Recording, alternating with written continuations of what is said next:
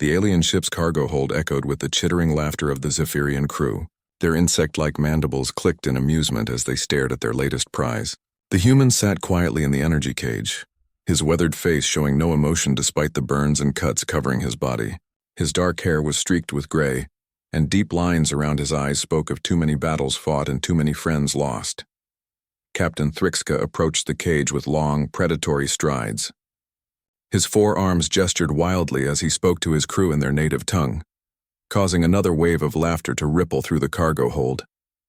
The human understood every word they said, but he kept that knowledge to himself.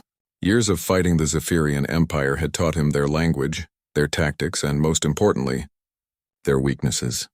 "Look at this pathetic creature," Thrixka said, switching to galactic standards so the human could understand.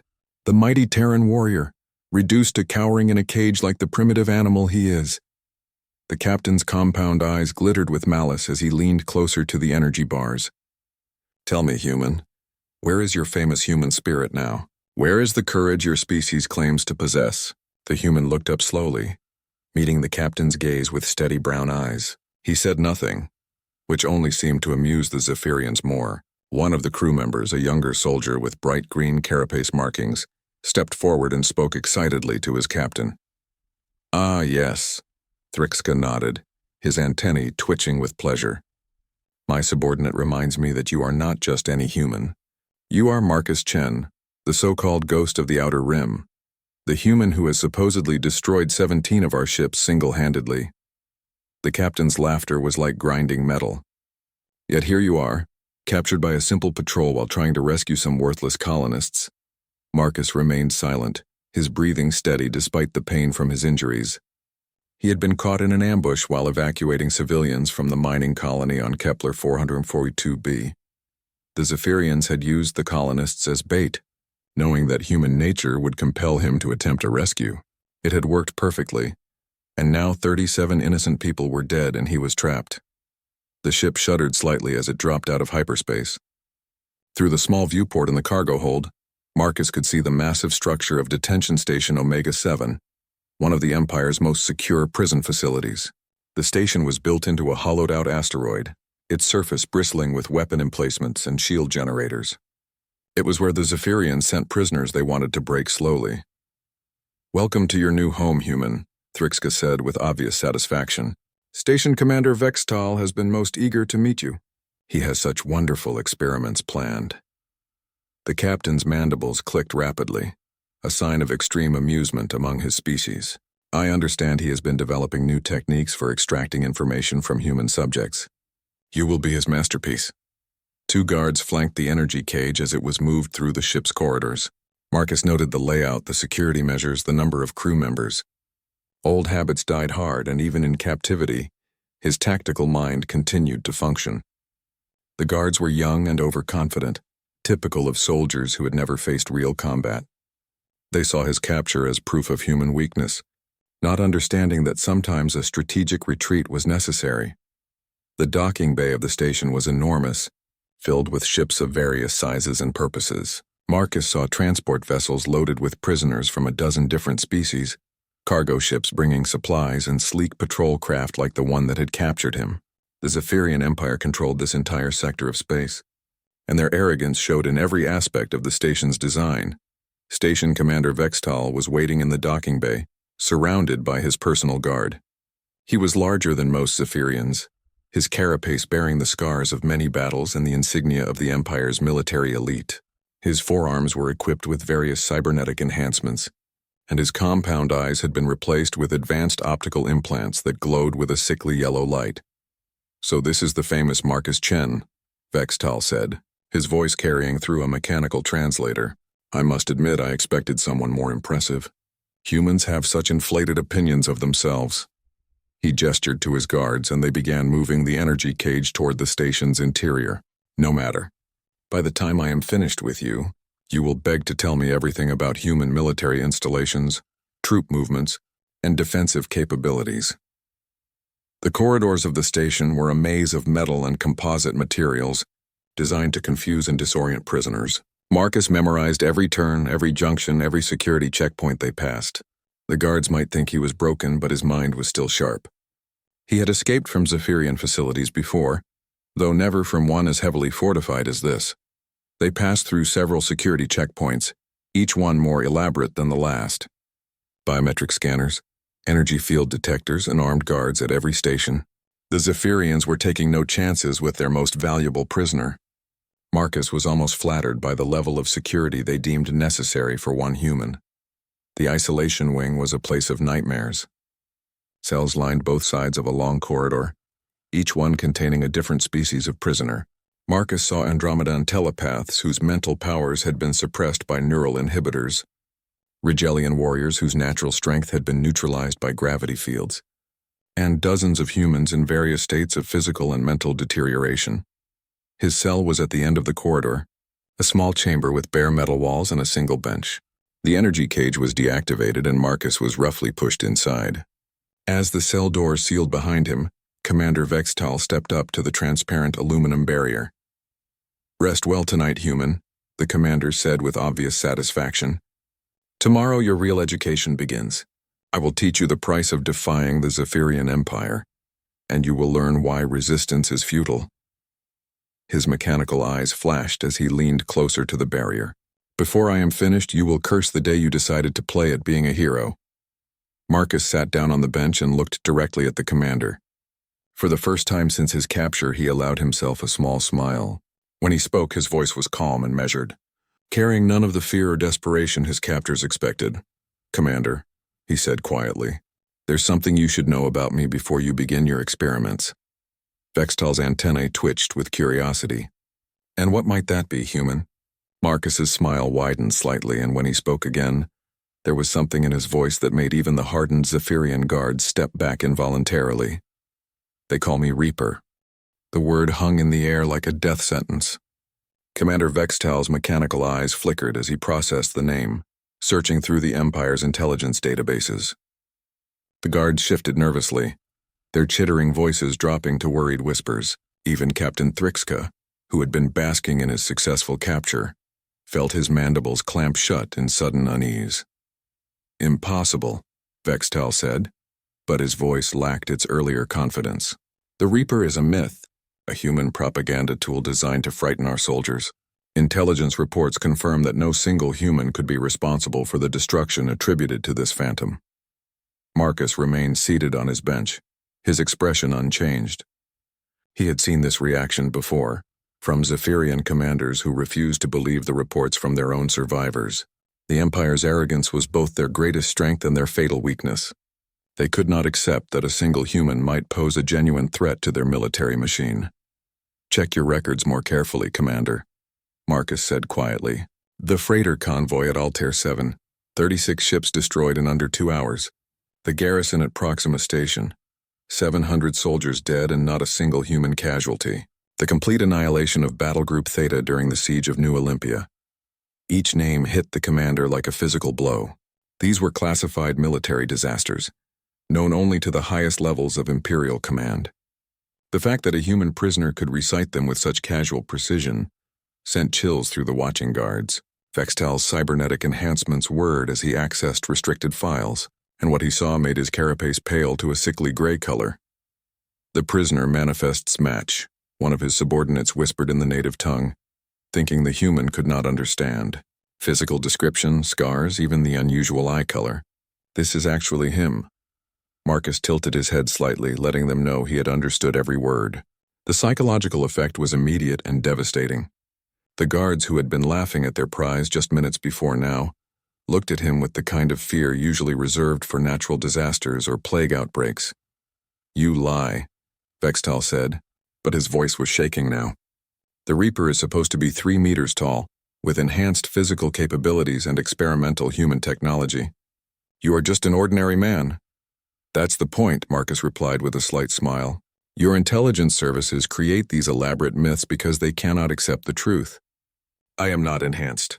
I do not use exotic technology or supernatural powers. I am simply a human who understands war better than your empire understands humans."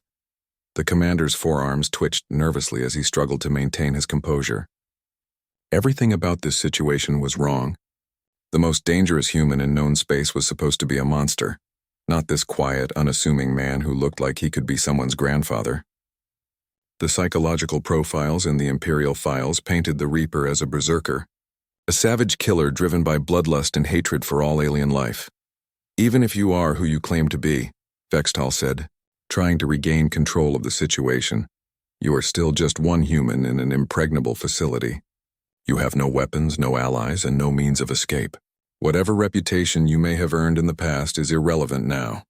Marcus stood up slowly, his movements careful and deliberate.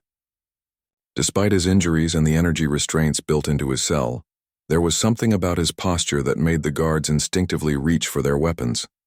He walked to the transparent barrier and placed one hand against its surface, looking directly into the commander's mechanical eyes.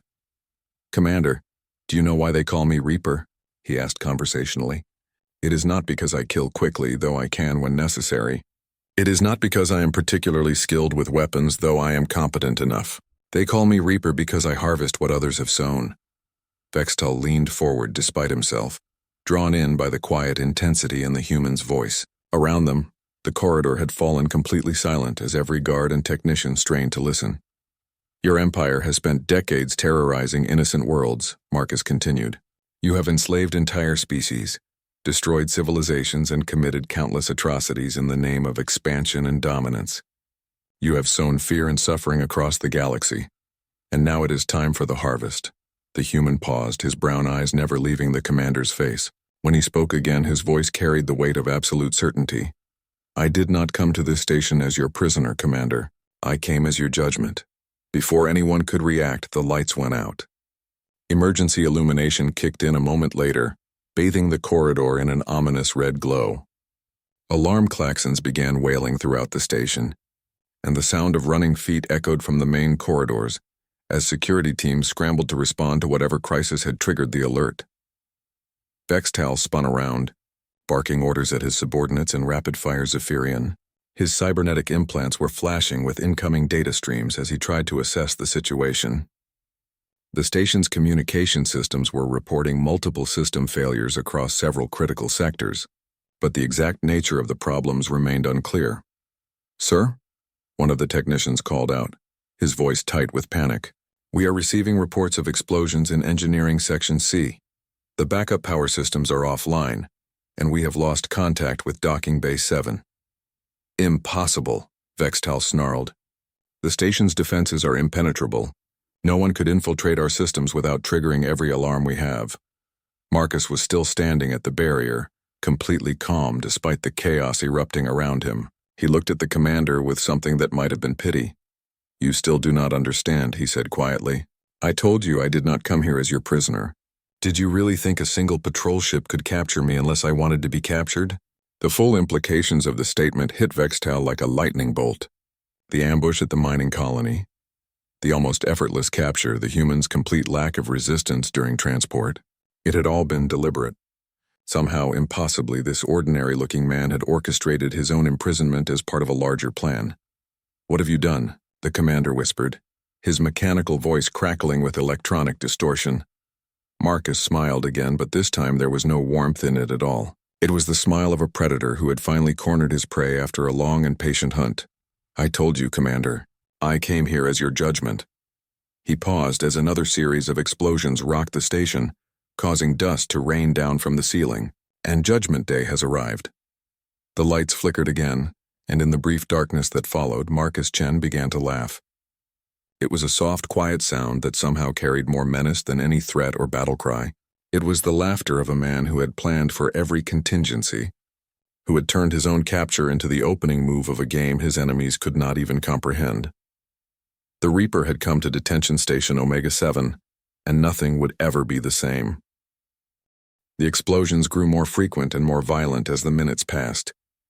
Commander Vextal was receiving reports from across the station, each one more alarming than the last. Primary power was failing in 3 sectors. The main computer core was experiencing cascading system failures, and worst of all, someone was systematically releasing prisoners from the maximum security wings. "How is this possible?" Vextal demanded, his forearms gesticulating wildly as he tried to coordinate the station's response. "Our security protocols are impenetrable. No prisoner has ever escaped from this facility." Marcus watched the chaos with professional interest, still standing calmly at his cell barrier. Every few seconds, his eyes would flick to the small chronometer embedded in the wall, as if he were waiting for something specific to happen. The guards around him were growing more agitated by the moment, their weapons drawn and their compound eyes darting nervously between their prisoner and the emergency alerts flooding their communication systems. "Sir," one of the technicians called out urgently, "we are detecting multiple unauthorized access points in the station's computer network. Someone is using high-level administrative codes to override our security systems." "That is impossible," Vextel snapped.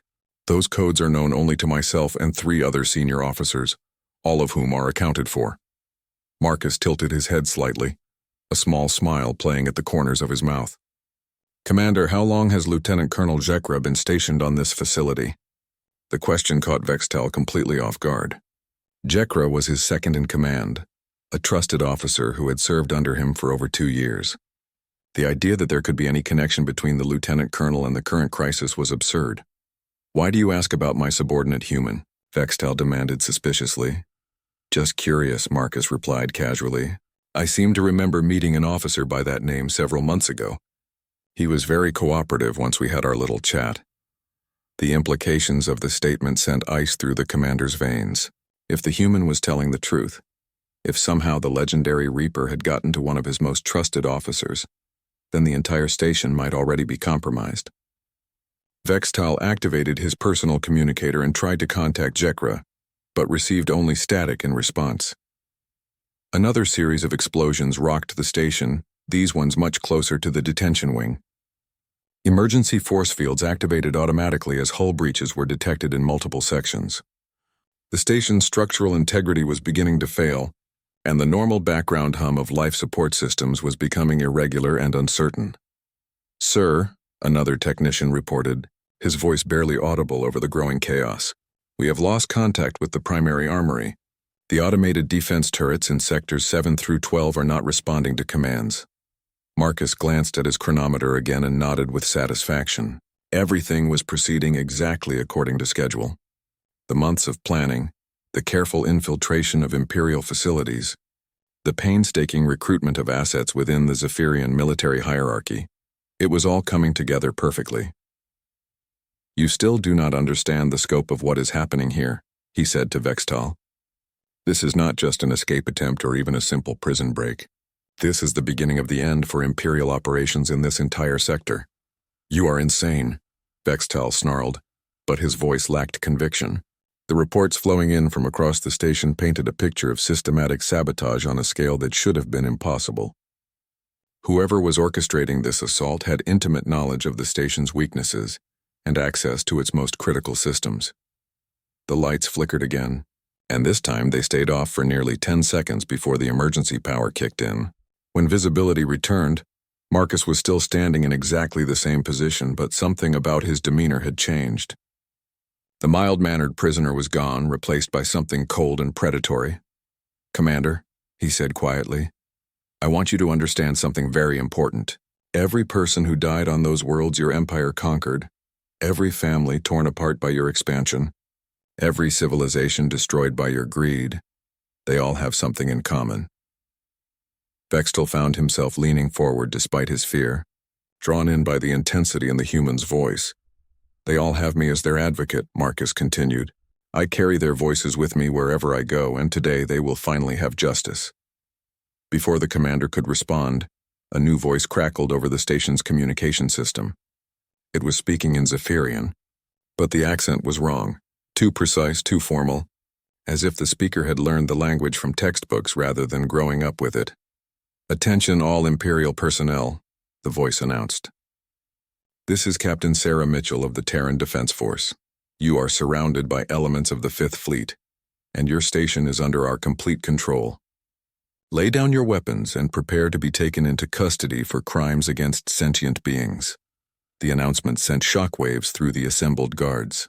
The 5th Fleet was humanity's most elite naval unit, commanded by officers who had earned their ranks fighting the Empire's expansion across the galaxy.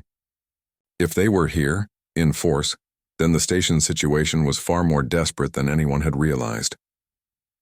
Vextal activated his command console, trying to access the station's external sensors to assess the tactical situation. What he saw made his mechanical eyes flicker in disbelief.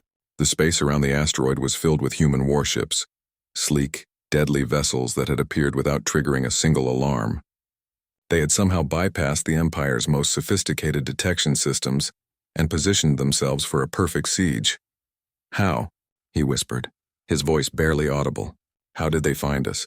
How did they get past our defenses?" Marcus walked closer to the barrier, and when he spoke, his voice carried the weight of absolute authority. "I told them where to find you, Commander. I told them when you would be most vulnerable, and I told them exactly how to defeat your defenses." He paused, watching as the full magnitude of the situation dawned on the Zephyrian officer. "You see, my capture was not the end of a mission. It was the beginning of one." The station shuddered again as human boarding pods began attaching themselves to the outer hull. The sound of cutting torches echoed through the corridors as Terran Marines began their assault on the facility. Everything was happening exactly as Marcus had planned, during the long months of preparation that had led to this moment. "You used yourself as bait," Vextal said, his voice filled with a mixture of horror and grudging admiration. "You allowed yourself to be captured, knowing that we would bring you to our most secure facility. You turned your imprisonment into intelligence gathering. More than that," Marcus replied with a cold smile. "I turned my imprisonment into a weapon. Every moment I have been here, I have been studying your procedures, your security measures, your response protocols. I have been learning everything I need to know to tear this place apart from the inside out." The energy barrier of his cell suddenly flickered and went out. Marcus stepped through the opening as if he had been expecting it, and the guards who tried to stop him found themselves facing empty air as he moved with fluid grace between their clumsy attempts to restrain him. "Time to go to work," he said quietly. And the Reaper finally showed his true face to the Empire that had dared to laugh at him. Marcus moved through the corridor like a force of nature.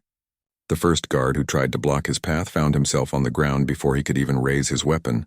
His nervous system shut down by a precise strike to a nerve cluster that most humans did not even know existed. The second guard managed to fire a single shot before Marcus was inside his guard, turning the alien's own momentum against him in a move that sent the Zephyrian crashing into the wall with bone-crushing force. Commander Vextal stumbled backward, his mechanical eyes tracking the human's movements with growing horror. This was not the broken prisoner he had expected to interrogate. This was something else entirely, a warrior whose every motion spoke of decades of combat experience and a mind that had studied warfare as both art and science. "Kill him," Vextal screamed at his remaining guards, but the order came too late. Marcus had already armed himself with weapons taken from the fallen soldiers, and the narrow confines of the corridor worked to his advantage. The guards could not bring their superior numbers to bear effectively, and their panic made them clumsy and predictable. The battle was over in less than 30 seconds. When the last guard fell, Marcus stood amid the carnage without even breathing hard. His clothes were torn and bloody, but none of the blood was his own. He looked at the terrified commander with the same mild expression he had worn in his cell, as if the violence had been nothing more than a minor inconvenience. "Now then," he said conversationally, "where were we?" Vextal backed against the wall, his forearms trembling as he tried to process what he had just witnessed. The Empire's intelligence files contained detailed analyses of human combat capabilities, but nothing had prepared him for the reality of facing a master of warfare in close quarters. The prisoner had moved with a fluidity and precision that seemed almost inhuman, yet Marcus had claimed to possess no enhancements or special technology. "You are a monster," Vextal whispered. "No," Marcus replied quietly, checking the charge levels on the weapons he had acquired. "I am simply a human who has learned to be very good at killing the Empire's soldiers. There is an important difference." The sound of cutting torches grew louder as human Marines continued their assault on the station's outer defenses. Through the transparent walls of the corridor, they could see flashes of light as the boarding pods deployed their occupants into the facility's main sections. The systematic destruction of the station's defensive systems was proceeding exactly as Marcus had predicted. "Your friends are taking their time," Vextal said, trying to regain some measure of control over the situation. "My security forces will rally soon, and then your little rescue mission will become a massacre."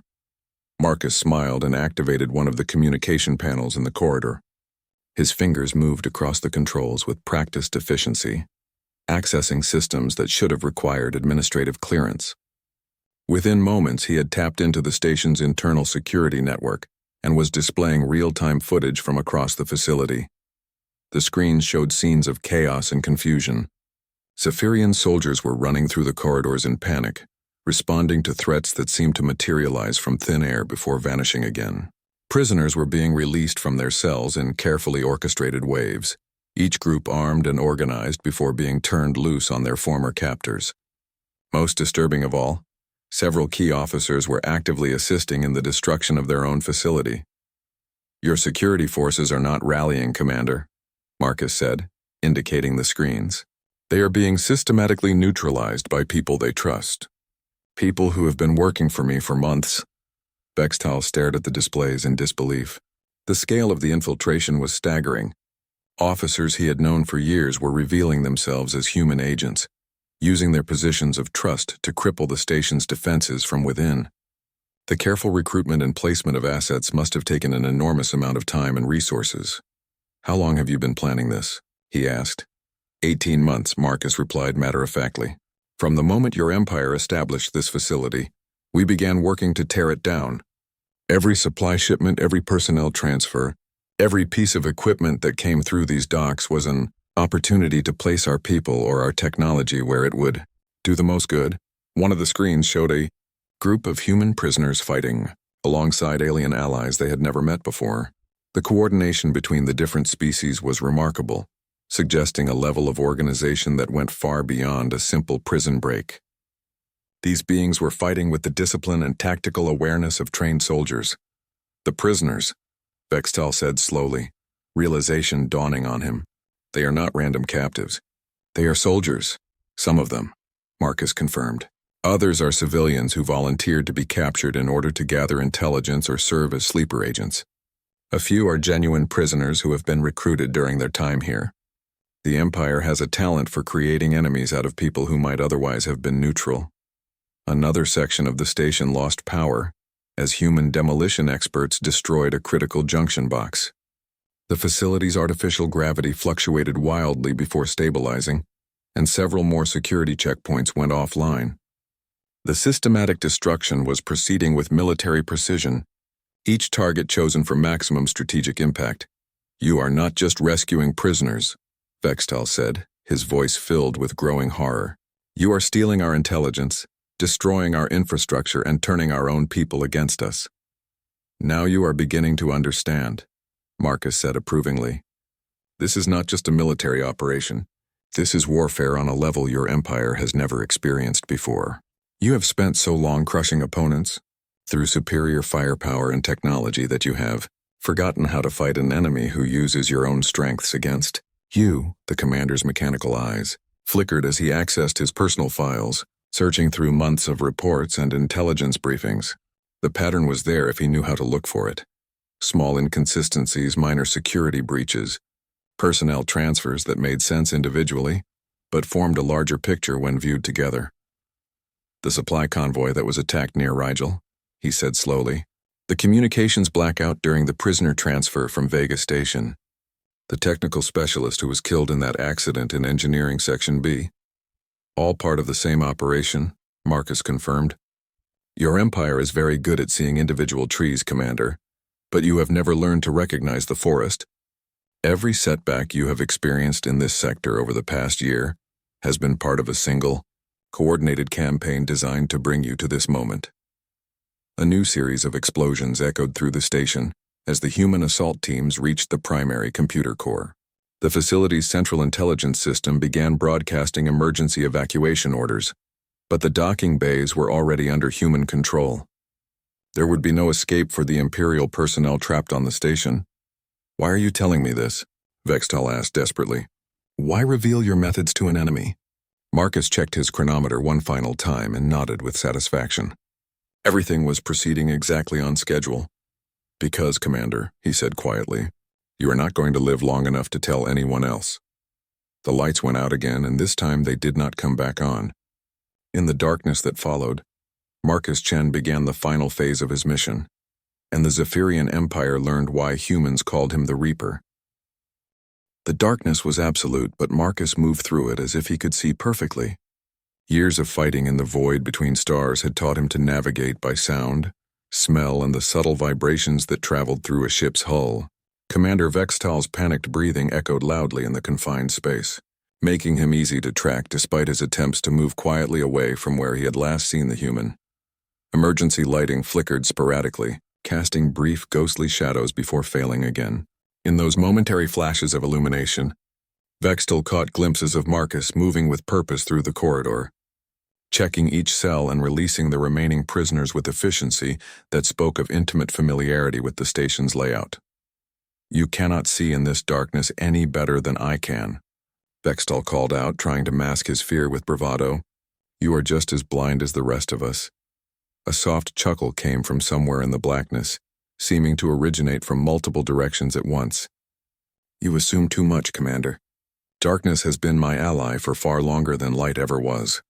The sound of approaching footsteps echoed from the main corridor as human Marines advanced deeper into the station. Their tactical lights cut through the gloom like searchlights, revealing scenes of systematic destruction and liberation. Freed prisoners moved alongside their rescuers with military precision, each group tasked with specific objectives in the larger operation. Marcus appeared suddenly in one of the doorways, silhouetted against the glow of the Marines' equipment. He was no longer alone. A mixed group of humans and aliens stood behind him, all armed with weapons taken from fallen guards. Their faces showed the hard determination of beings who had endured Imperial captivity and were now eager for payback. "Commander Vextal," Marcus called out formally, his voice carrying clearly through the corridor. "By the authority of the Terran Defense Force and the Allied Species Liberation Front, you are under arrest for crimes against sentient beings, including the systematic torture and murder of prisoners under your care." Vextal pressed himself against the wall, his forearms fumbling for the emergency communicator on his belt. If he could reach the central command center, if he could coordinate with any surviving security forces, there might still be a chance to turn this disaster around. "You have no authority here, human," he snarled. "This is Imperial space operating under Imperial law. You are nothing but terrorists and pirates, and you will be treated accordingly." Marcus stepped forward, and the emergency lighting chose that moment to flicker back on. In the red-tinged illumination, his face was clearly visible for the first time since the assault had begun. Gone was any pretense of the mild-mannered prisoner. This was the face of a man who had seen too much death and carried too many ghosts, someone who had made peace with the terrible necessities of war. "Imperial law," he repeated thoughtfully.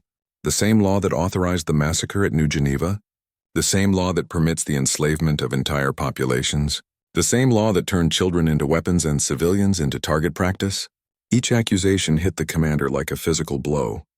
These were classified Imperial operations, acts of war that the Empire preferred to keep hidden from public scrutiny.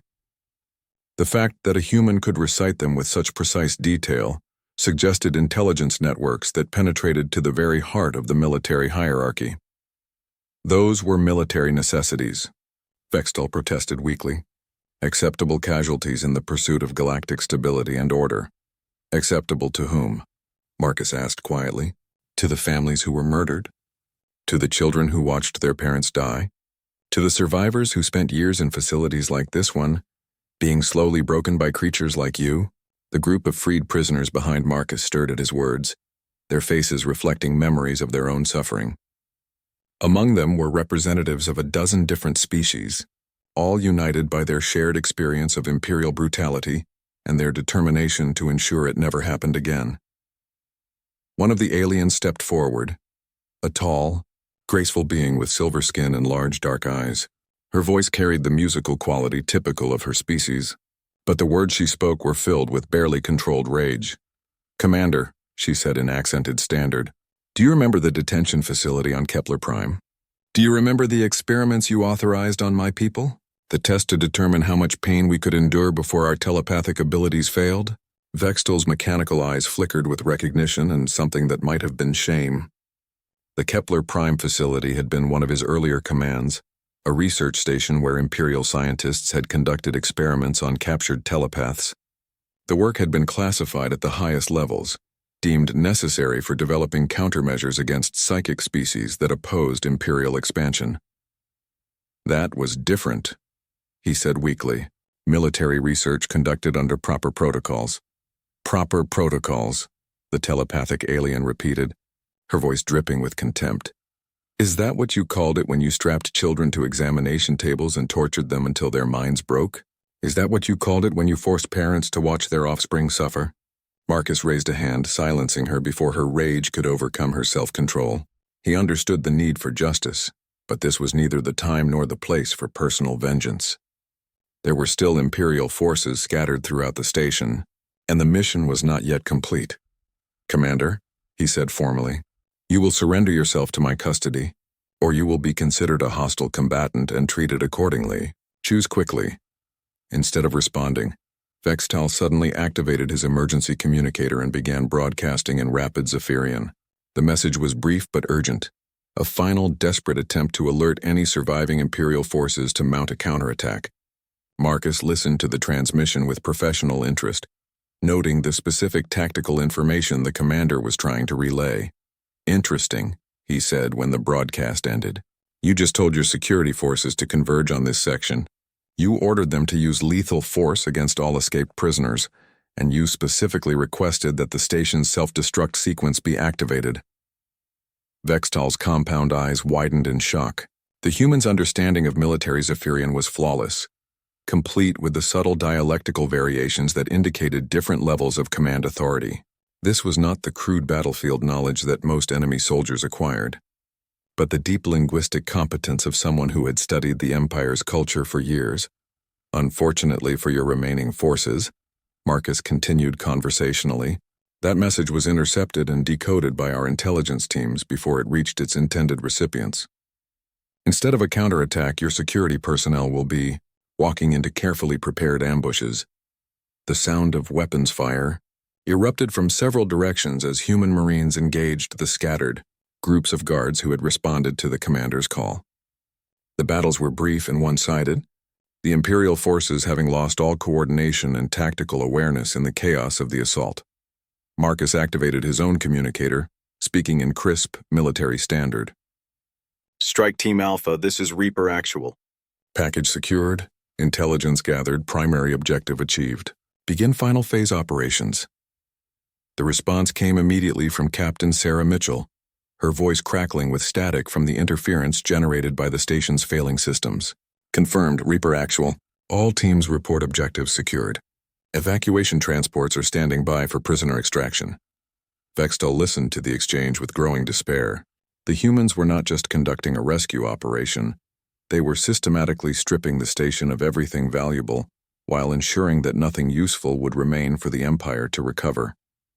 This was warfare conducted with a level of sophistication that the Imperial military had never encountered before. "You planned all of this," he said, his voice barely above a whisper. "Every detail, every contingency. How long have you been studying us?" Marcus looked at him with something that might have been pity. "Commander, we have been studying your empire since the first day you declared war on humanity. Every battle, every defeat, every tactical mistake has been analyzed and cataloged. We know your weaknesses better than you know your strengths." The station shuddered as the human demolition teams began their final phase of destruction. Critical systems throughout the facility were being systematically destroyed, ensuring that the Empire would gain nothing from the wreckage. The intelligence databases, the research files, the tactical information that had taken years to accumulate, all of it was being either stolen or obliterated. This facility represented the Empire's most advanced detention and interrogation capabilities, Marcus continued. "Its destruction will set back your intelligence operations in this sector by decades.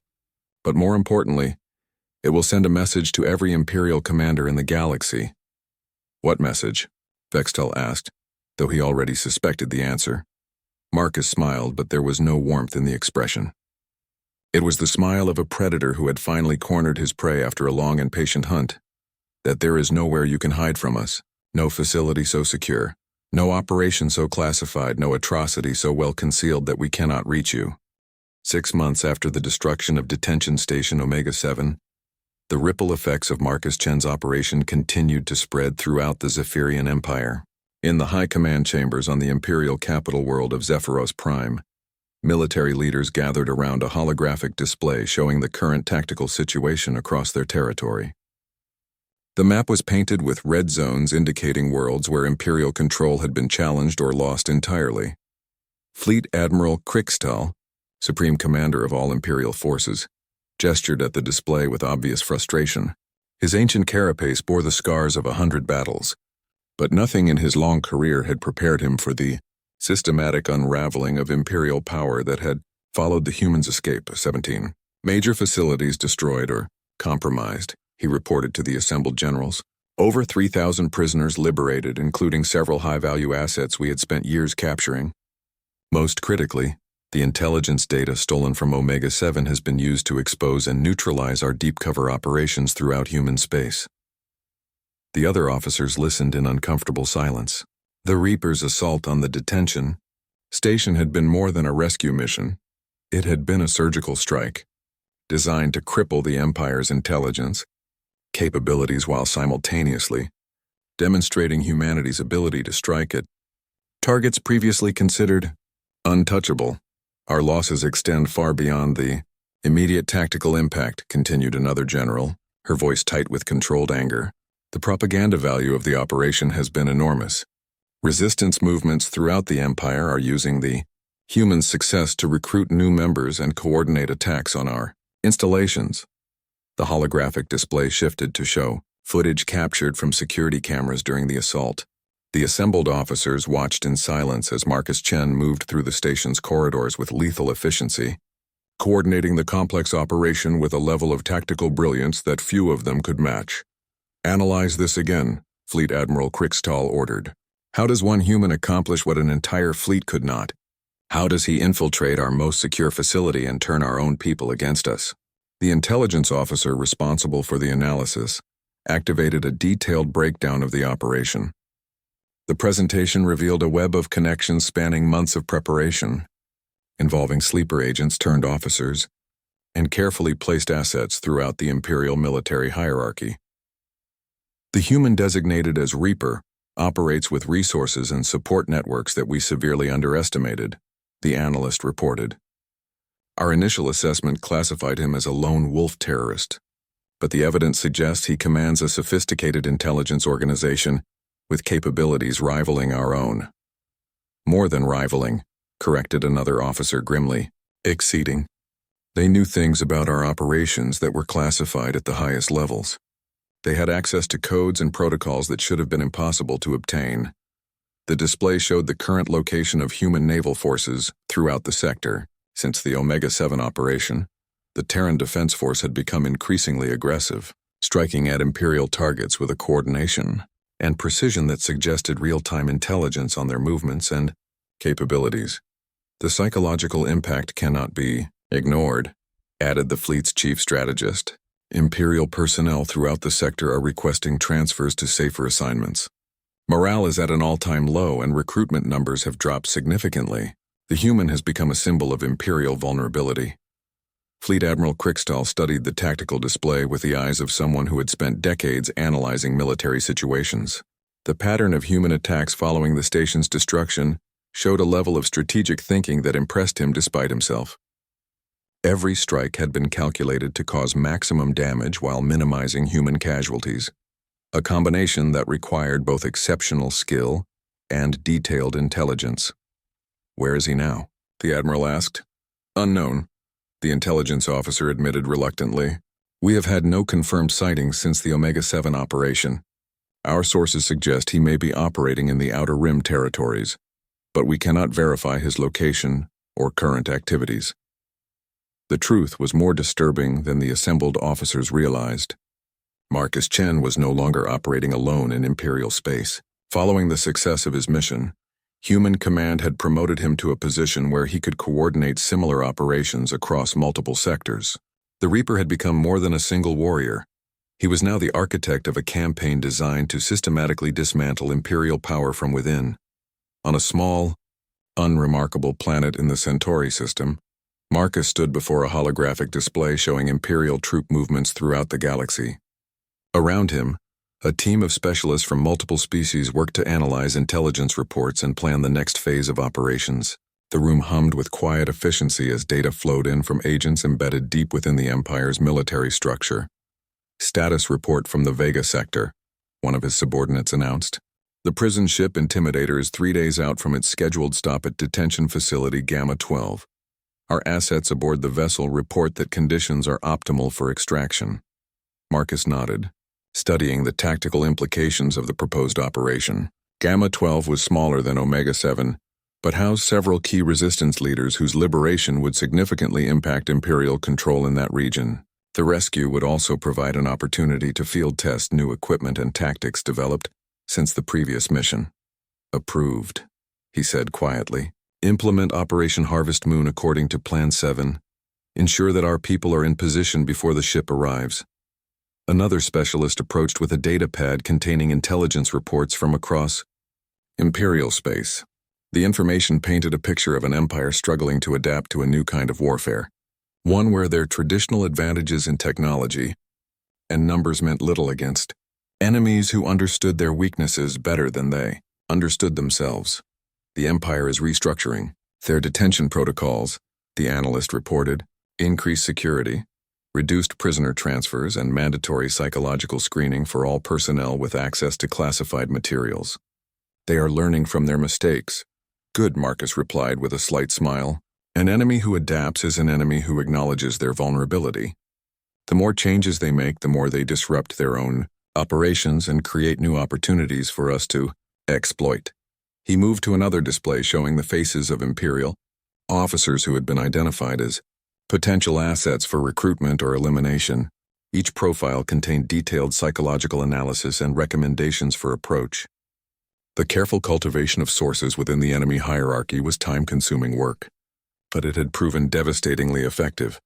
"Sir," another team member called out, "we are receiving a priority transmission from Fleet Command. Admiral Parker wants to discuss the proposal for expanding operations to the core worlds." Marcus activated the secure communication link, and Admiral Sarah Parker's image appeared on the holographic display. Her expression was serious as she delivered her briefing on the strategic situation. "Marcus, the Joint Chiefs have reviewed your operational proposals," she began without preamble. "The systematic approach you demonstrated at Omega 7 has impressed everyone up the chain of command. You have authorization to expand your operations with whatever resources you require." "Understood, Admiral," Marcus replied formally. "I will need additional personnel and specialized equipment, but the infrastructure is already in place. We can begin Phase 2 operations within the month." "Excellent. The Empire made a critical error when they decided to take you prisoner, Marcus. They thought they were capturing a single enemy operative. Instead, they gave us the intelligence we needed to begin dismantling their entire detention and interrogation network." After the communication ended, Marcus returned to studying the tactical displays. The war between humanity and the Zephyrian Empire had entered a new phase, one where the rules of engagement had been fundamentally altered. The Empire had spent decades terrorizing their enemies through superior firepower and ruthless tactics, but they had never faced an opponent who could turn their own methods against them. In the depths of space, Imperial commanders looked over their shoulders and wondered when the Reaper would come for them. They had laughed when they captured him, but the laughter had died the moment he spoke that single, terrible word.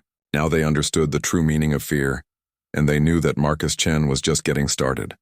The harvest had begun, and there would be no mercy for those who had sown the wind.